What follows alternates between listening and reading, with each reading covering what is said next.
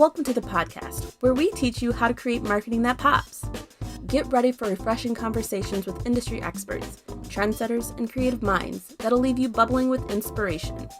Get ready to turn up the volume on your business. Let's get talking.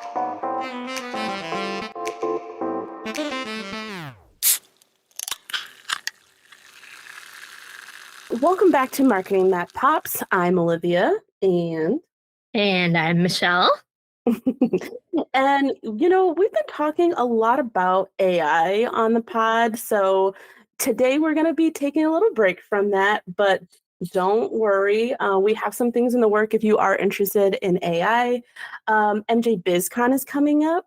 And if you guys are going to be attending, Michelle is going to be speaking at MJ BizCon all about AI. So if you are attending, make sure to snag a seat at her session and you can hear all about that. And if you do go to MJ BizCon, our booth number is 5621, and you guys can come by and chat with us, and that'll be a fun time. But today we have Carter on the pod with us, Carter from East Coast Cannabis, and he's a brand manager over there. So Carter, welcome to Marketing That Pops. Hey, thanks, Olivia. Thanks, Michelle. Happy to be here. Yeah. So, Carter, tell us a little bit about your role and how you got to East Coast Cannabis. Yeah, sure. A little bit about my role. So my title is brand manager, but when I was hired, I was sort of the only marketing person as on the team. So by default, I've been sort of the catch-all marketing person. But that felt pretty appropriate given my background. So I found my way to the marketing world at a marketing agency like the one that you guys are at today.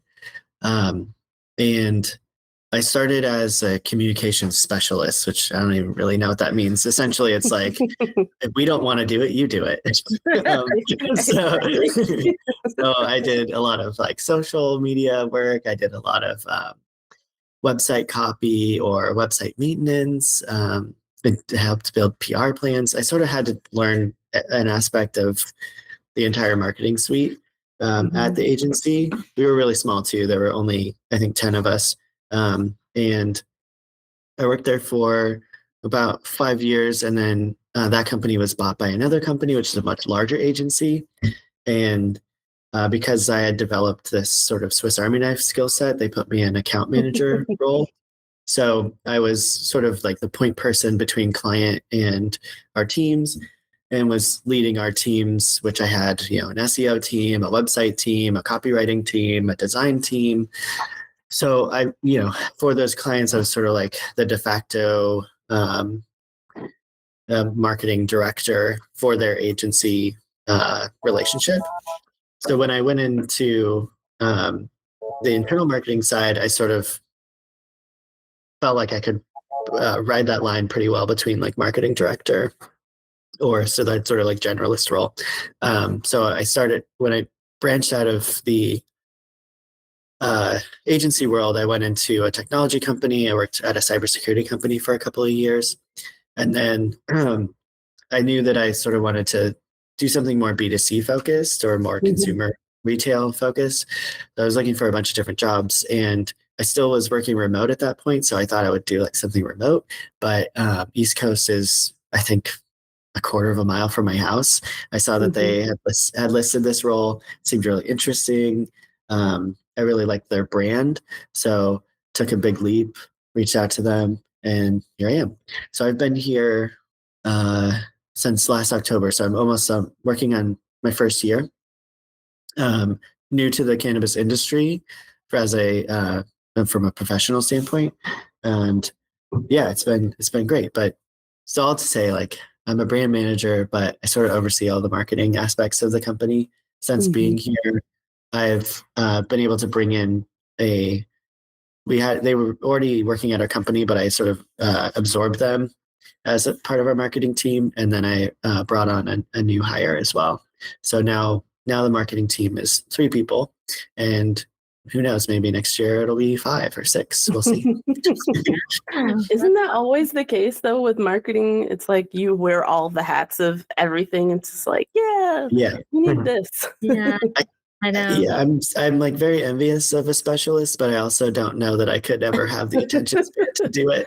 Right? Yeah. Yes. Yeah. We always have like new people start out like that, and then it's really great because they get to understand every piece of the marketing, right? And at Yeah, for least sure. they get their toes in each section. And I like to sit back and kind of watch and see what they're naturally really good at and which Oh yeah. is the area, because a lot of like younger people when they first start out, they don't know, they just got a marketing degree and they know Yeah. they want to be in a creative agency, and then it either they think they want to do social media, but then once they start doing it they realize, I don't know if I like this, I think Yeah. I but I like doing like designs, or I like writing copy, but I don't like dealing with the other things. So it's kind of fun to like watch people kind of evolve as they grow. Mhm. Yeah, for sure. And you do sort of fall into your comfort zone or your natural way of doing things. Like I found out really early that the pace of social, like the sort of relentlessness of it is like it's not for me. So if I can give that to somebody else, I will gladly do that. Yeah, Yeah, for sure. especially in cannabis because it's Yeah, tough. I mean, I found it true with other industries too. Like even industries that you would be like, oh, we probably just get to reuse assets over and over again. No one's really paying attention. But I worked for like a utility company, and the amount of work involved in maintaining their social profiles was staggering. So, but Yeah. definitely with a B2C thing where you're really trying to engage a consumer and get them to come into the store or still like have loyalty with you even after their first experience, and you're trying to really build that relationship. It takes a lot of time and effort, and social media is so ephemeral that you really have to feed it over and over Mhm. again, uh, that it's an exhausting treadmill. Mhm. It is. Yes, we For love sure. our social media managers because, man, it's a role. Unspoken heroes, Yeah, unsung Yes. heroes. They're Yes. unsung heroes, the social media teams. and always changing, always changing. Like every time you Yeah, turn yeah, around. especially cannabis. That's been one of the biggest learning curves outside of the restrictions that either states may require or um, the different platforms require. Just keeping up with the changing landscape of how you can post on social, what you can say, how you can say it, what will get flagged, what will get you taken down. It all feels so amorphous that treading lightly is sort of the best thing that we can do. But even still, we Yeah. had on Labor Day, we posted something that we thought it was pretty benign, but it was taken down. Luckily, it didn't Mhm. cause any other repercussions on our profile, but it was funny, like that same week we had a conversation about a totally different post, and we were worried that that other post would potentially get us flagged.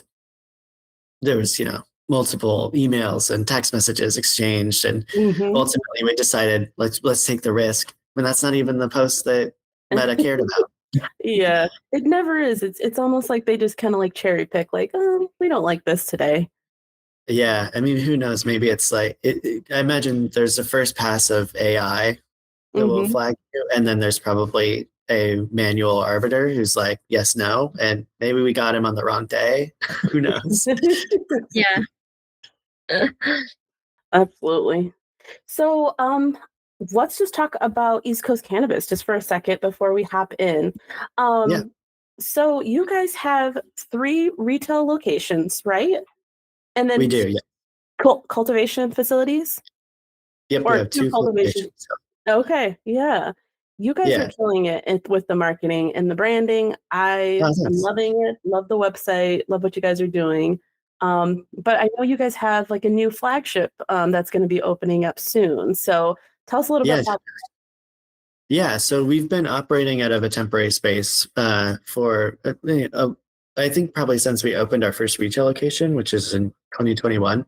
Um, but with COVID and all kinds of other construction delays, the building has been sort of in a flux period, but it's nearing completion. I was just there last week and they were installing all the millwork. So the retail location is going to be absolutely beautiful. We've got really high ceilings. There's going to be awesome light.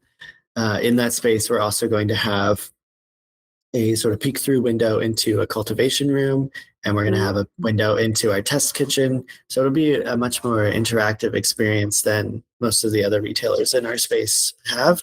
It's going to be a real destination. At least that's what we're hoping for.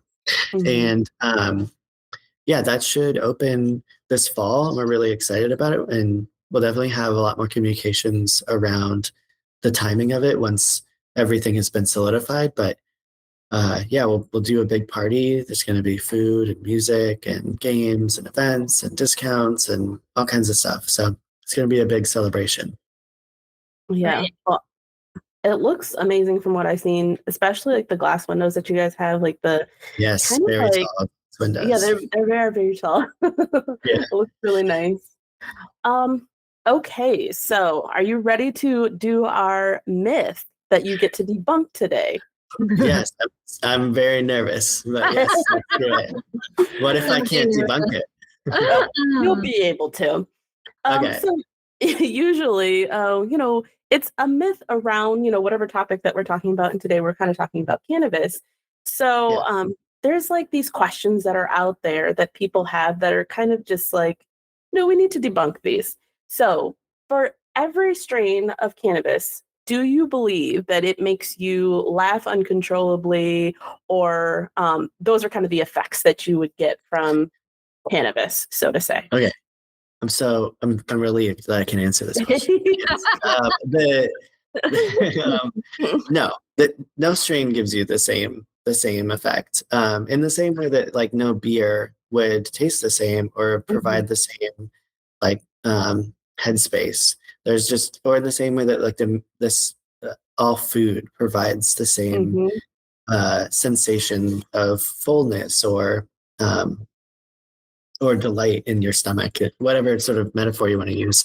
I think every cannabis strain gives you some different type of effects, whether it's a really heady high or a very bodily flavored high.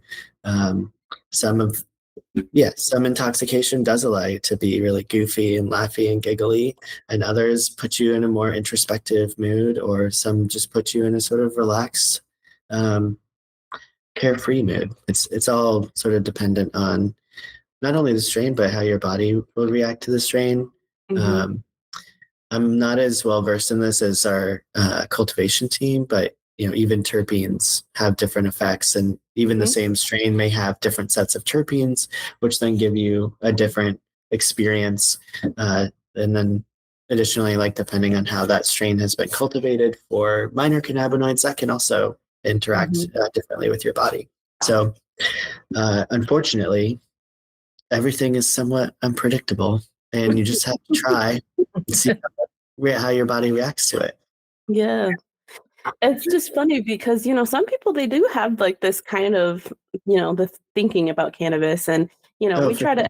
educate as much as we can to let people know, like, like you said, you have to experience it for yourself, and also like not everything is what you read. Yeah, Right. for sure. Yeah. Well, and I never want to be out in a public place doing it because I don't know what it's going to do. Because I don't know if I'm going to That's be fair. conked out sleeping in like 5 minutes or like what I'm going to be doing. So unless I'm like familiar with it, I'm like, yeah, okay. I have to be home and close to a bed just in case. Yeah, that's That's fair. good thinking, though, It's especially good to if you're be trying. prepared. Mhm. Yeah, kind of. That just reminded me of Benzinga. So, Oh my gosh, yes. little like off topic thing. So, there's this trade show in Chicago. It's called Benzinga, and we all went, and so Olivia was there, and we had a couple other people, and we were walking around the trade show, and there was this guy handing out gummies, and I said, and everybody's just grabbing them and just popping them in, And I said, Yeah. we're not going to get high on this, are we? Oh, no, it's CBD, blah, blah, blah. So we all pop one in, And then all of a sudden, then we all, after everybody chomped them down, he was like, Delta 8 or something like that is in it. Oh, yeah. And like after like we're like, oh my goodness. And then like about an hour and a half later, we're all like, whoa. We were trying to get back in our room, and because we had just checked out that day, we went back up there. We're like trying to like get in and couldn't get in. So we ended up sitting up in the like little lobby where they have all the chairs by the elevators, and we're all like, just like Oh, sitting no. like, Yeah. oh, we were dying. We were like that. Never again. We will never. Yeah, you gotta, It's unforgettable memory. yes, at least, yeah, you created a memory. It sounds like nobody was hurt, so that's good. But yeah, Yeah. you always have to be careful when people are handing you something. Yeah. You never know. Lesson learned for sure. So, Carter, I saw recently that you guys had Mike Tyson come and visit the Yeah, we did. facility. Yeah, tell us how that came about. Yeah, so we're a brand partner with Tyson 2.0. We have a few different brand partners. We're brand partners with Belushi Farms, which does the Blues Brothers cannabis. Tyson 2.0.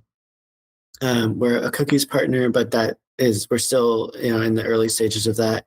And then we have a sort of local or brand called Betty's Eddies that we're also a provider for.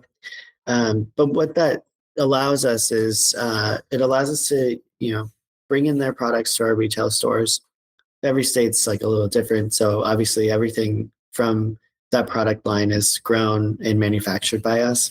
We're just basically licensing their branding on the packaging. But that also gives us access to their team and their marketing efforts, and in this case for Tyson 2.0, it gets us access to Mike Tyson because he's the brand spokesperson for that brand. So we approached his team about availability. They gave us some dates. We picked some dates, and then then it was on us to figure out, okay, so he's going to come to Maine. What do we want to do? And there were a couple of things that we floated, but the timing was pretty fast on that, so we had to act, pretty swiftly. I think we had, a month, maybe a month and a half from approaching him to then having the event. So it was a little chaotic on our end, but I think we did a great job collecting everything, pulling it together, and having a really successful event. But yeah, so Mike Tyson came to Maine. We used him at the beginning of the day for a photo shoot to just gather a bunch of assets.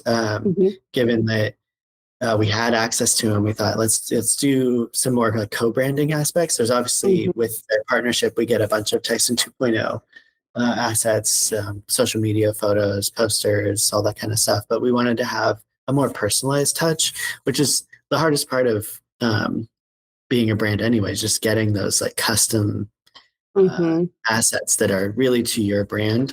Everyone can use a stock site, and we do that too from time to time. But when you have like your own products in your own environments and you're able to really customize it, it just creates for a much more personalized experience. Definitely is a lot more work, but in my opinion, it really adds to the sense of your brand. So given that we had Tyson, we did a photo shoot and got some assets for social, the website, for promotional activities. And he was super easy to work with. He's a real professional. And then we brought him to our dispensary and just kind of had like a random meet and greet with customers that were there. Some people like were calling their friends. They're like, "You got to get over here. Mike Tyson's at the store." Right. We were there for maybe a half hour. Like we didn't let anyone know that was going to happen. We just wanted it to be the spontaneous, like, "Look, Mike Tyson's here." And oddly enough, that happens quite a bit in Maine. Like we're right on the border between Maine and New Hampshire. And a lot of East Coasters will vacation in Maine, and some of those people are famous. So periodically, I'll get a text from my wife or a friend. It's like, Martha Stewart's at Bob's Clam Hut. Cool. I'm working. I'm not going to go see Martha Stewart, but that's great.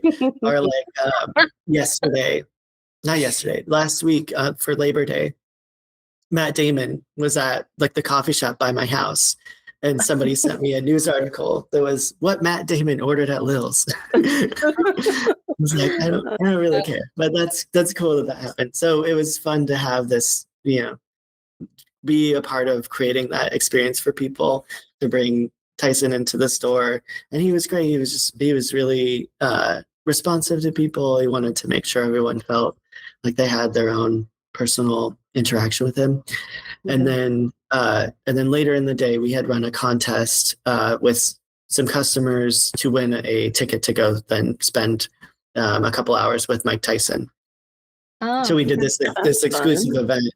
Yeah, we did this exclusive event with Tyson, and we invited some wholesale partners and some other business partners and some employees to be part of this private event. But we really also wanted to reward customers, so we ran a contest in store for people to win a ticket, and then we pulled about a half dozen people we pulled up 15 people, but then they got a +1 to come meet Tyson. So it was a small event where you could get your picture taken with him and spend a couple minutes just chatting with him. So yeah, it was a big day. I mean, it was my entire Friday was absorbed by all this work, but it was a lot of fun. And I think we got some great, some assets from the photo shoot. And then obviously we were able to delight customers in a really fun and interesting way. And yeah, and we got some press coverage for it too, which is always good. Oh yeah, absolutely. That's really exciting. And I like how you guys made a campaign out of it, and you had like the drawing and everything that went into it. It's so nice to talk to marketing professionals who know and understand like all of the work that goes into planning an event or something like that. So I can tell you that was a whole lot that you guys did on your part. So that's very cool. Yeah. Yeah, it's really important for us to make everything intentional and add to the experience. Like as a retailer, we want to make sure our customers are always top of mind, always getting the best from us, either from a product standpoint or from an experience standpoint or from a customer service standpoint. It's really important to us that we delight our customers. So Carter, what would you say is one of the better like marketing tactics that you've been doing that you've seen the best success with so far? That's a good question. In some cases, I'm going to give you a bad answer because I think that because the industry is so nascent, and especially in Maine, there's still a lot of companies that are that haven't made the full investment in hiring a marketing person or bringing on an agency. They're really still owner operated marketing teams. There's some really simple things that we've been able to do to just add a certain level of sophistication to our market that are not glamorous by any means, but like having posters about promotions or sending emails about promotions or posting on social regularly and trying to we can't be as explicit about sales and promotions on social just given the restrictions that Meta provides, but we're able to at least tie in graphical elements or some language, some copywriting that relates to promotions that we're running on other platforms like our website or in stores. That I think it's not a big mental leap for our customers to see a social post, see our website, see a promotion in store and make those connections. But just trying to be intentional about how we're communicating and what we're communicating so that it adds to promoting a certain product or highlighting a sale and promotion that we're doing or talking about an initiative that is important to our core values like quality or safety. Just trying to create through lines through all of the marketing efforts that we do. That's like a really simple answer, but it's something that I think a lot of companies miss today because they either don't have the bandwidth for it or they haven't put in the structure or the um, the sort of order of operations to make that through line possible. And so their marketing seems a little scattershot, which I know I say that because cannabis is so nascent, that is pretty prevalent here, but it's true of a lot of other industries I've worked in where really just putting the effort into doing foundational pieces and trying to make those lines between the connective tissue between all of your marketing efforts a little more visible. Mm-hmm. Just doing something as simple as that really can add a lot to the effectiveness of your marketing. Mm-hmm. Yeah. I think like you were talking about the foundational stuff, and I think that's really important, and just the consistency. So Yeah, say you just need to commit to, even if it's just 2 social media posts a week, if that's all you think you can do, then do that, and that consistency. Once you start doing that, then you're like, "Oh, I think I can sneak in another one," and then people will start getting used to seeing it, and they're like, "Oh, okay, yeah, I'm familiar with them." So that's yeah, really, like, how the best way to get started with everything, and then you'll start adding on additional, like, things here and there, and yeah, making your team crazy because you're like, "Oh, we're gonna do this now." yeah. I learned pretty early in my career that uh, you're always going to have resource constraints, and so it's just important to do what you can do, what you have the bandwidth to do very effectively. Mhm. Even if that's a small set of things. So if you only have the energy to really keep your website and your menu up to date, just do that. Don't try to spread yourself thin over every single possible platform. There's obviously some things that you want to be present on. Like you wouldn't want to lose your social profiles, at least your handles, because you didn't hop on that early enough. So at least sort of putting your stake in the ground is helpful. The more you can do, the better, obviously. But if you really are limited in resources, do the couple of things that you can do super effectively. And then also weigh the effectiveness, the impact of that effort too. So I've had a lot of people when I was at an agency to be like, we need to do social. Like social's the thing that's the problem we have in our company. And we would talk with them and realize, yeah, social's probably a problem you have, but you have this other really big problem that's totally unrelated to social. And actually social will just highlight that problem for you.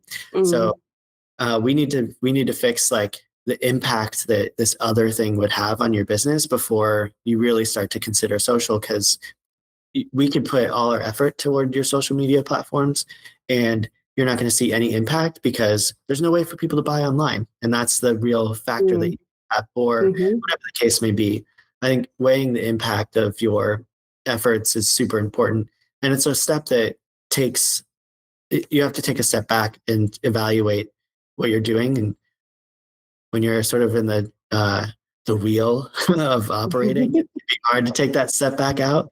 But yeah, I think that's a super important aspect. It's Mhm. something that's it's important. It's super hard to do when you're running a million miles an hour and trying to just get everything done. But without doing that, you can't really assess like, did all this effort and all this chaos or all this uh, um, work that I've been putting myself through, did it move the needle in any way, in any direction? Mm-hmm. Could I do without it? I think a lot about, like, obviously with cannabis, we can't do this in the same degree, but there are certain platforms that we can advertise on. And, but back in my previous life, we'd be running Google ads and meta ads and really Right. build those systems up. Um, but it was always in the back of my mind. I was like, what if we did none of it? What would happen if we did none of it? Would we see any change at all? Or is this a self-driving force that we think is helpful, but we don't actually know. And until you have the freedom to sort of actually evaluate the absence of it, it can be difficult to know if it's truly adding enough impact for the effort that you have. And I've always worked on really small teams, so we've never had a situation where everyone was in their role doing one specific thing, that sort of specialist environment that I talked about yearning Mm-hmm. for. We've Right. never really in that. So there's always been some level of we're spreading ourselves across multiple channels to do this, but yeah, it's always been in my mind of like, what if we stop doing it? Will we even notice in Right. 3 months that we stopped doing it? Yeah. With advertising, it's hard because there's so much money and effort put into it. Yeah. And even if you see minimal results, you see some results. You're like, well, I don't want to give up results. Right. Yeah. It's something you have to weigh very carefully. So in Maine, I think the last time I talked to you, there wasn't a lot of other dispensaries near you. Has that changed? Is it becoming more competitive Yeah. there? Yeah. Yeah, definitely in the last, 6 months, we've seen at least 3 dispensaries open within a half mile of our Elliott location. We've seen, I think, 2 additional dispensaries open in our Lebanon within our Lebanon location, and then we opened our Waterville location in October of last year, and that was already a pretty saturated environment that we moved into. Um, and so I don't think that there's been any change of dispensaries there, but we sort of already moved into an area that was saturated. So there's a lot more attention paid to competition here. And the other factor that like we have to consider is we hold a big market share of retail sales in the adult rec market for the state of Maine.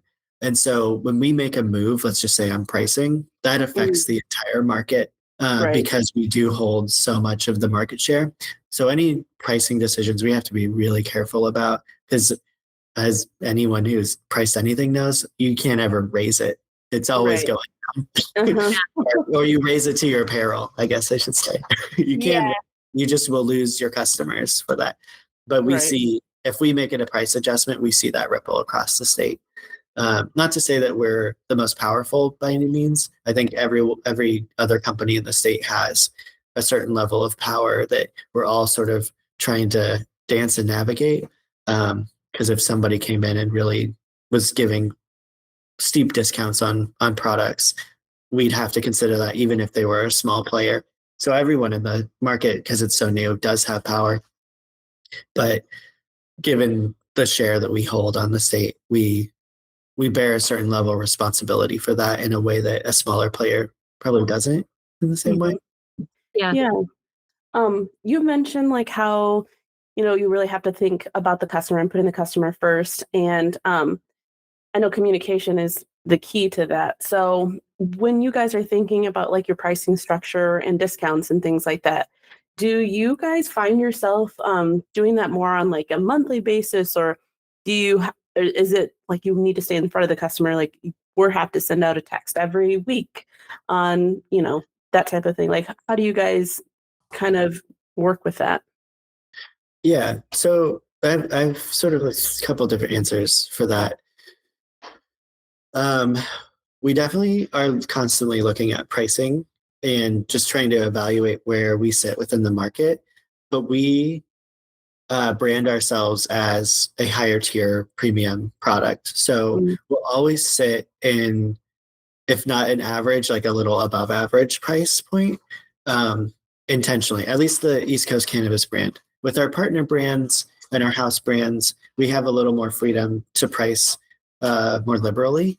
mhm, Even though like the product quality and our standards are the same for those other brands, because we're sort of like a house of brands, we approach each brand slightly differently in terms of how we want it to be perceived. And our East Coast Cannabis brand is our flagship brand. That's the one we want to keep at this sort of like accessible but higher end type of mhm, product. Um, so we think about that very differently when it comes to promotions and pricing and discounts. Whereas our other brands like Camp Cannabis, for instance, that's more of our budget friendly brand. It's a more approachable, um, lighthearted type of mm, brand. So we can treat it a little differently than we treat East Coast Cannabis. And same thing mm, with Tyson and Belushi. Like some of those standards are obviously dictated by those brands, but we have a certain amount of control of how we want to treat them within our own retail space, but we Mhm. treat them more as like you're sort of like everyday accessible brand in the Mm. same way that like a Nordstrom's might approach like Fry versus Keds. You know, you're Right. like Yep. they want to have similar quality. They want like they wouldn't bring it in their stores if they didn't think that they matched their brand standards. But they're going to treat those SKUs and those brands differently because they speak to two different customers, and so they can sort of pull levers in different ways. Um, I like to, and just in general, I think it's helpful because cannabis is just a consumer product.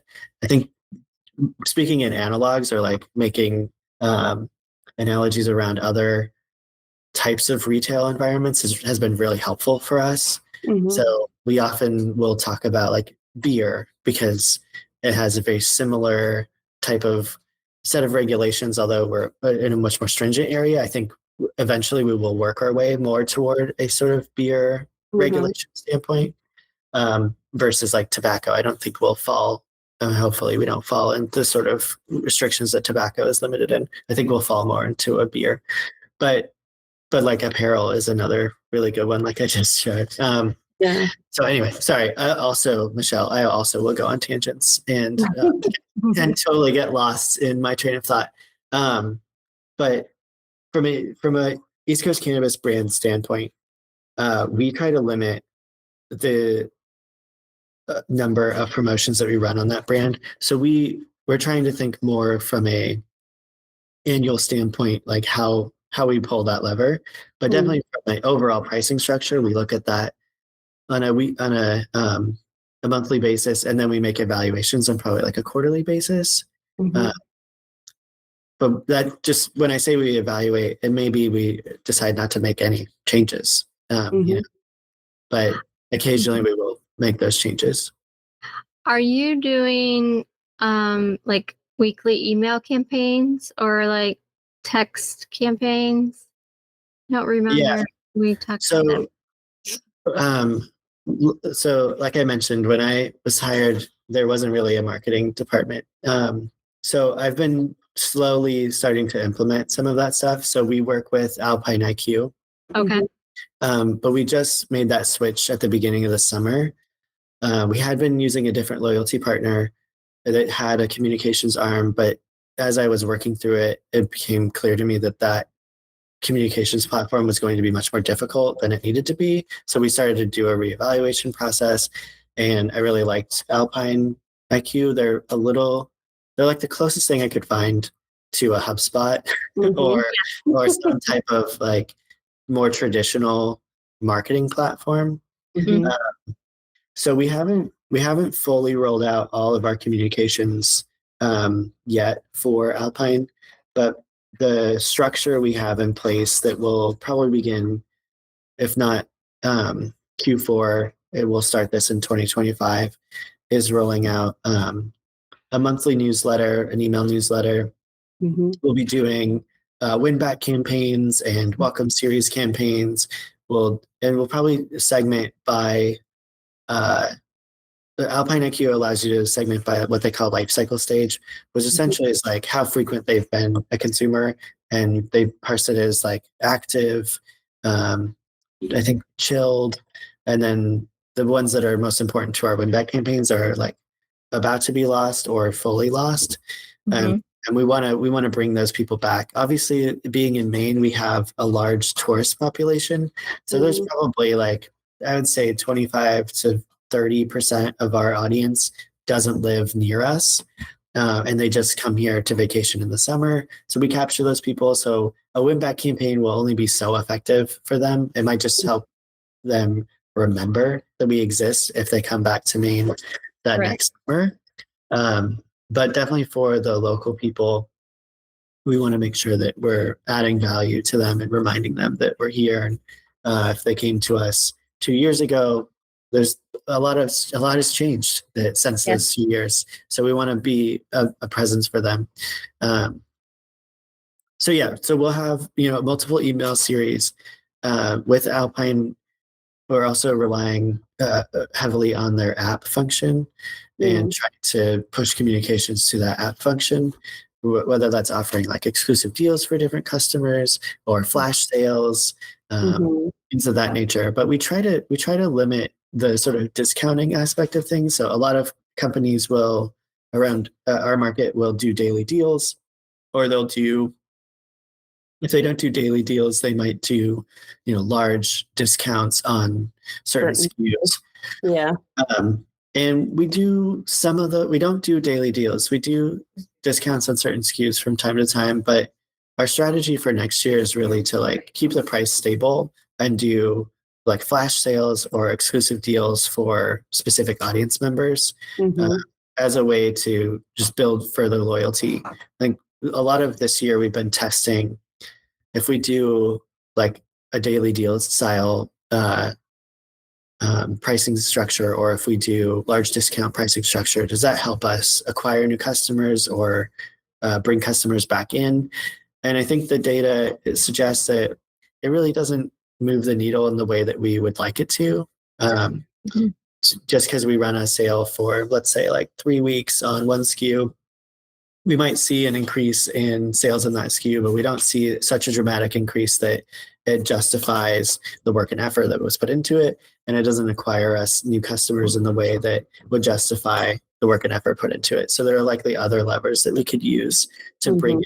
people to the dispensary, um, or to retain them in other ways. So one thing that we have found a lot of success with is doing like non-cannabis giveaways. Like Mm.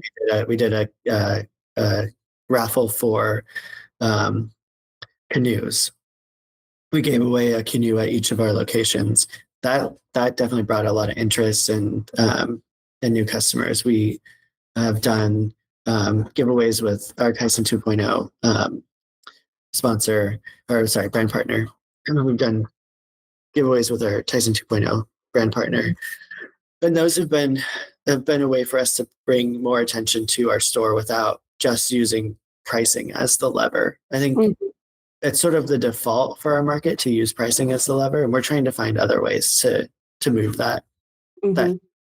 Yeah. We No, have seen that too. Like, and we struggle because people just go lower and lower. It's like at some point you can't keep lowering your price. Exactly. And that's our worry too, is that like there's going to be a bottom to this. And obviously we're not in the maturity of California or a Colorado. So we know that like our pricing today will not be our pricing in 5 years from now. Just if we look at other markets in the United States, it's going to shift for us. Mhm. Our prices will probably never be as high as they are now.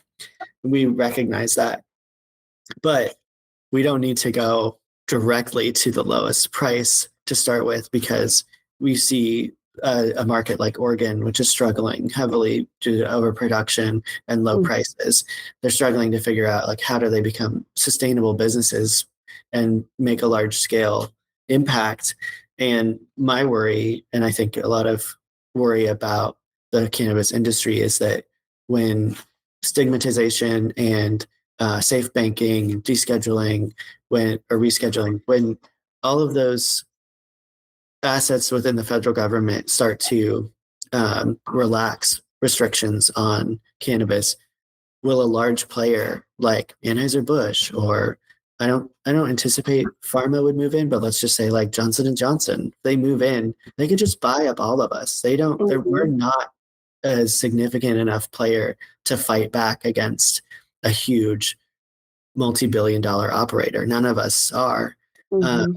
and then in a situation like Oregon, where the prices are so low and the manufacturing is so unstable due to profitability, a huge company could come and just buy them all up, and then there are no small businesses anymore. Mhm.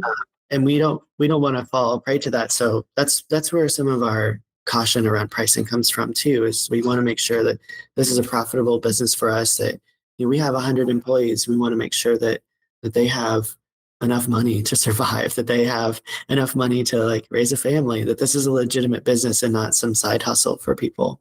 Mhm. To do that, you have to be much more methodical about how you price, how you sell, um, how you grow the business. And you know, at least our intention is to be really methodical about that because Mhm. the our founders are they're just normal people. They're not huge investors that came in and decided to start a cannabis business because they saw all this money available to them. They were just regular people who were doing this as a side hustle, saw it being legalized, came into it as like fully earnest people wanting to start a business and grow a business and build a community.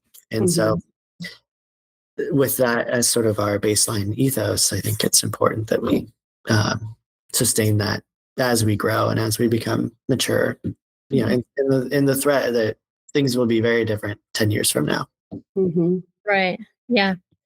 I know in some states or even geographic areas, like we were talking with a couple other dispensaries, and some areas are really responsive to the text messaging or email.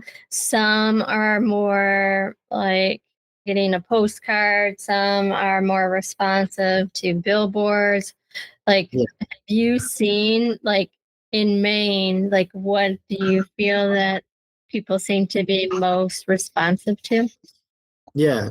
So, a couple of things. The state of Maine does not allow billboards. Like, they're Oh, not even for non-cannabis. There just are not billboards. Um, what? so There is.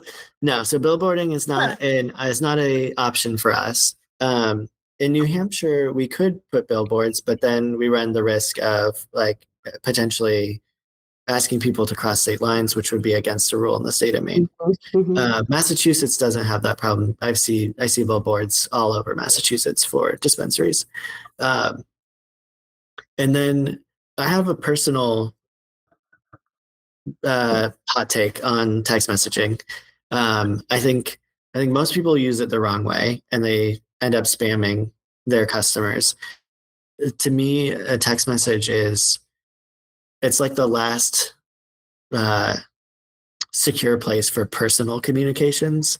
So Mhm. not to say that I don't have brands that I've signed up for text messaging for or that we don't send text messages, but I try to be very respectful of the fact that most people do not want frequent text messages from a brand that they shop with.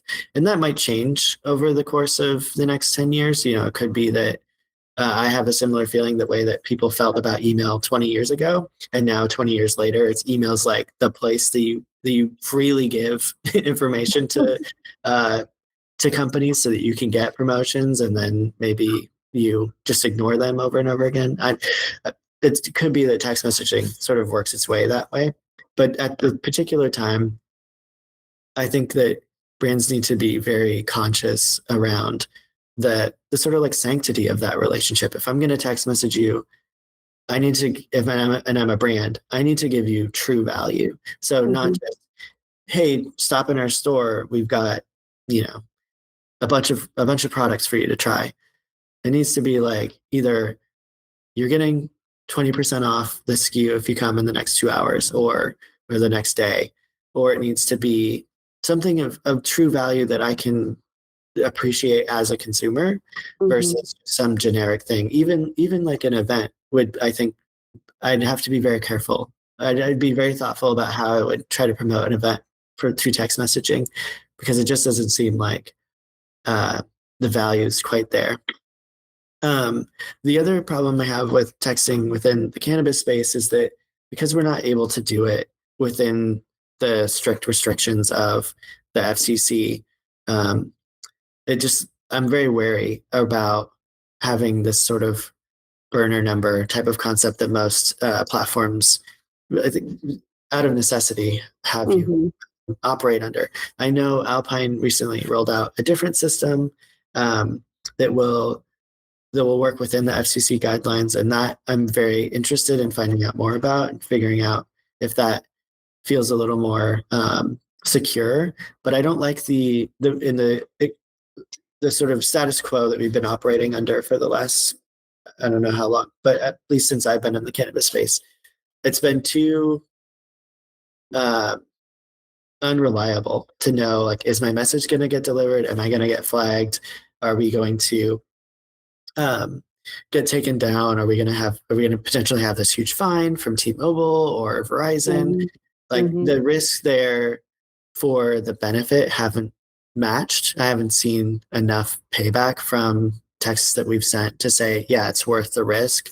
Um, but we'll see if that changes. I will say that in terms of communication, if we send an email or a app push notification or a text message, we see sales related to those. And so Mhm. that's encouraging that like if we were able to do it more freely, the text messaging aspect, if that were more in line with regulations and we had consistency there, I could see it being a really powerful tool. Like I said, I still would be very careful about how I use it because like you're forging a very personal relationship with your consumer at that point where you're texting them. Like you don't text strangers, you text like your family, your friends. Yeah. Uh, but so if I'm texting a stranger, like I want it to matter to them. They need to Mhm. know like they get something from this. But yeah, I could see that being a powerful tool to use if it felt a little more secure.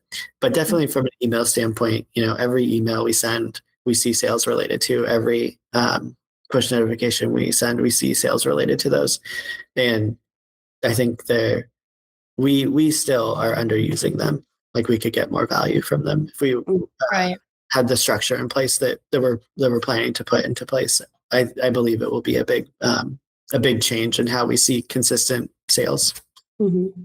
One tip that I have noticed when using like Alpine IQ for deliverability is if you can use any type of like personalized tokens within the text message, you get better delivery.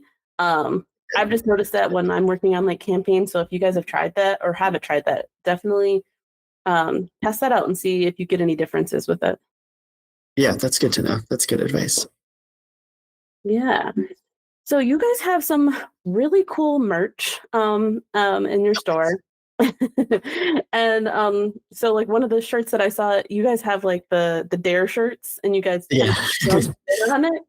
So for people who don't know, can you tell us a little bit about like what that looks like and maybe the idea Yeah, behind it? for sure. So I can't take credit for that. That predates my time here, but our apparel manager at the time was really interested in blending that sort of like nostalgia with a sort of like um, fun twist. So Mhm. obviously, if you were a child in the if maybe Gen X even, but definitely millennials experienced a lot of dare programming in their elementary and perhaps middle school. Um, I know I did, and it's a sort of anti-drug program that actually has a lot of flaws related to it. If you dig into the history of the DARE programming, um, there's no shortage of stories where it was, in many ways, a big failure or a sort of like propagandized system that delivered a lot of inaccuracies, and in some cases, like some really terrible things happened because of DARE programs. It's not the case across the board, but there are definitely incidences where Dare did more damage than it should have. Mhm. um, but all to say, we wanted to have a sort of like fun take on the Dare nostalgia aspect, especially given that we're a cannabis brand and doing a sort of play on this sort of anti-drug program we thought would be like a fun slant for people. So yeah, it's a sort of interpretation of the Dare logo, and then we added so like to live the adventure, and that live the adventure is the East Coast Cannabis tagline. Mhm. So Dare to live the adventure was our sort of like spin on the Dare program, and they're really fun and like they do hit that sort of nostalgia button for you. Yeah. Yep. Um, Millennials yeah, love that. yeah, it seems like. I mean, I don't know. I think maybe every generation has some level of nostalgia, but Mhm. I think because millennials were such like an early internet thing, there's like Mhm. maybe just it amplifies that nostalgia feeling a little bit more. Mhm. But yeah, it's sort of fun. Our approach with apparel has been to make it very easy for people to because marketing is so restricted in not Mhm. only just the state of Maine but in cannabis in general. A big lever for marketing has been apparel for us. So we try to make it like very affordable, even though we want it to be high quality. We'll like intentionally reduce the margins just to get that our brand mark out into the community. Mhm. And then we try to do fun, interesting things beyond just our logo to add that certain sense of flair. I think Cookies does a pretty good job of this as well, where they've sort of created their own apparel brand out of Mhm. the Cookies brand, and obviously there's strong ties to it. But you could argue that like Cookies apparel is maybe even more popular than Cookies Cannabis. Yeah. And I don't say that like we're trying to do that necessarily, but we want to make apparel a significant portion of our brand identity and our products mix. Mm-hmm. Yeah. So I have to ask about this Pure Michigan that you have. So it tell me about that, because you guys are in Maine. Oh, I think it's a strain name. It's just a strain name. It's not Yeah, like it's a strain name. it's not something from Michigan, actually, or No, I don't believe no. so. I mean, I imagine there's some lineage with the genetic history that is Okay. attached to Michigan, or maybe the grower. But yeah, Okay. no, it's just the strain name. I'm sorry. I wish that there was a stronger tie to Michigan. Yeah, I'm like, what? Do they have a location in Michigan that I don't know about? So No, sorry. that's okay. That's all we hear around here is Pure Michigan. So Yeah. Oh, funny. the travel came. Maybe the experience you get from consuming it is that you feel like you've been transported to Michigan. Yeah, maybe. Yeah. So, Carter, I know we've talked a lot about marketing, but how do you feel like you guys stay up on like marketing trends, or do you even buy into trends at all? Like being in the cannabis industry, like what are Yeah. what's your take on that?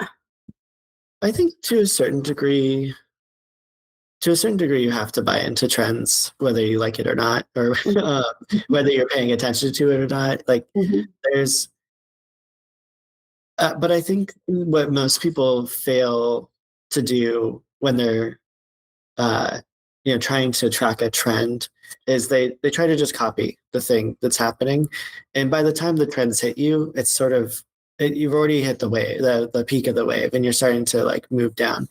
I remember, back, this is years ago, but that the ice bucket challenge, like Mm-hmm. where people were doing that years after that trend had sort of peaked, and I was in rooms with different stakeholders of different businesses being like, we should do something like the ice bucket challenge. And it's like, with the trend is gone. Like we're beyond it. There's been three other trends since that one that we Yep. that we would be better to capitalize on.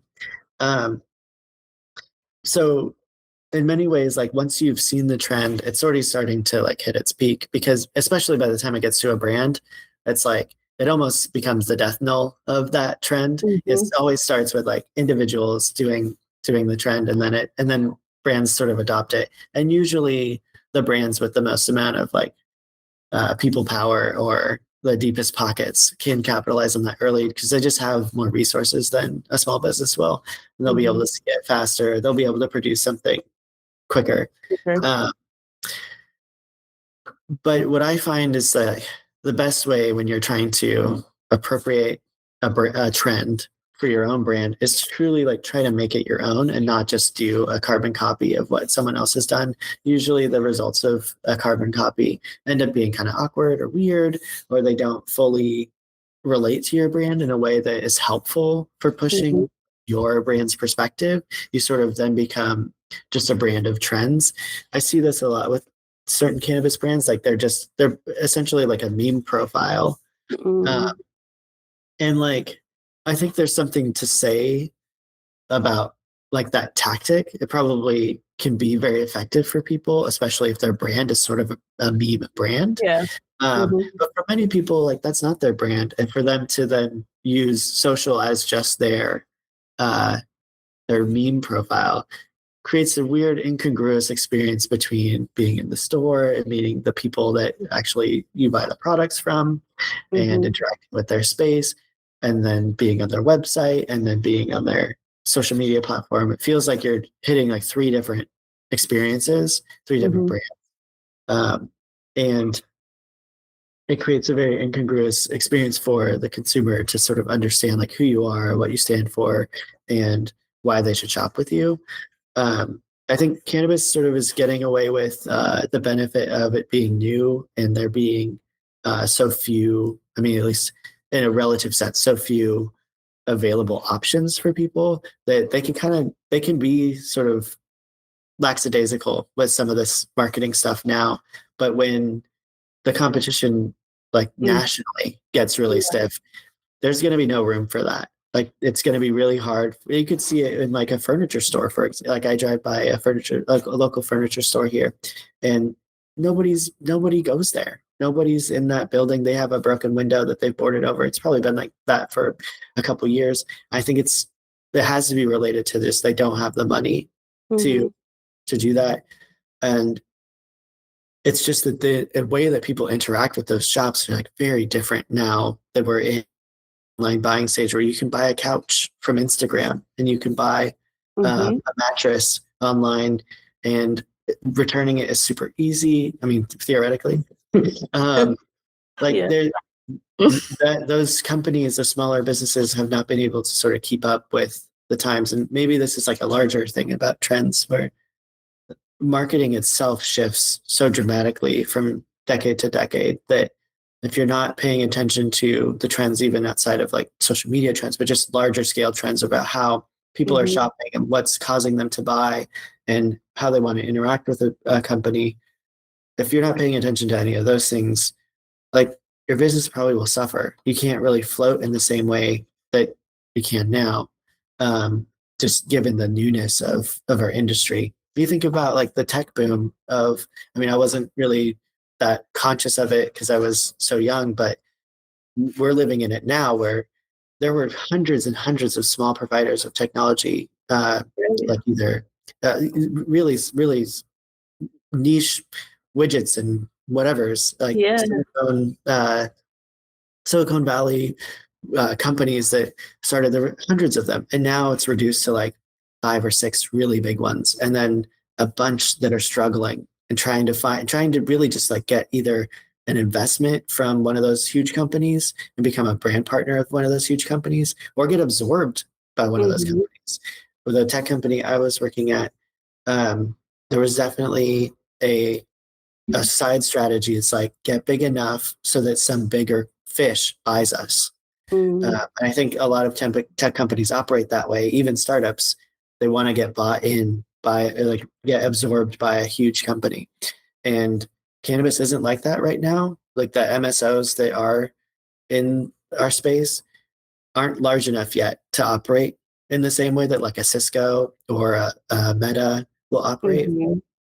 But it's not going to be like this forever. Like we're in a phase that will end. And what that next phase looks like, we don't really know, but we have enough history behind us to have a sense of what it will look like.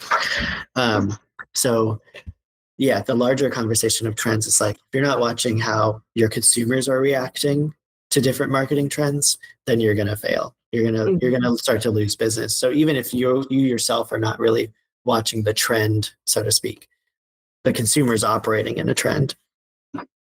Yeah. No, I think that's really important to be thinking about, especially on a larger scale, like you were saying. Mhm. Yeah. I mean, the social media stuff, it's like for those trends, like just trying to put your own spin on it in a way that makes sense to your brand and your voice, your brand voice. And if you do it quickly, then it could probably be successful. But if you're like waiting too long, you might have missed the boat. If you're just Don't doing a carbon copy, it's probably like it might be cringeworthy. Like Right. Yeah. yeah. Yeah, absolutely. We don't want any cringe content out there. No, I mean we've all had to partake in it. We've all done some level of it. Yeah, But I like did the the ice more we cold. have yeah, the more we avoid it, the better, you know? Yeah. uh, Awesome. Well, Carter, I appreciate you hopping on here with us today. Is what we'd love to do is if you want to tell people like where they can find East Coast Cannabis and like what the handles are. Yeah, for sure. they have any Um, questions for you? Yeah. Yeah, for sure. So yeah, East Coast Cannabis, you can find our website at eccannabis.com.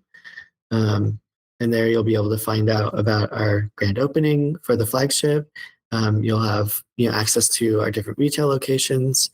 Our Instagram handle is at EC Cannabis Co. So we like to say EC Cannabisco, but it's cannabis. Obviously, with searching for East Coast Cannabis, like we might show up, we might not. It depends how Instagram is feeling about us in that moment. And then our Facebook handle, you can find us at East Coast Canna Maine. So it's a slightly different handle, and I could get into the story of why that's a slightly different handle. But anyone who's worked in cannabis probably can understand why. Yeah. So East Coast Canna Maine, and then their Instagram is EC Cannabisco. But yeah, our website will house all that stuff too. So the best place to go is, at least for a cannabis company, is always going to be their website. So eccannabis.com. Yeah, and if you have any questions there, we have a contact page. I'm the one who gets all of it, so I give you my email, but this is a more efficient way where you just go to our website and fill out some contact form. If you have a question, I'm always happy to answer any questions you might have. Okay, sounds good. Okay. Well, thanks for listening, and we will check you guys on the next episode. Talk to you later. Bye. Thanks for listening with us today. Stay tuned for the latest in web marketing and design from ThrivePop. Want to be a pop star? Head over to thrivepop.com/podcast to join our mailing list for episode notifications, sneak peeks, listener feedback, and more.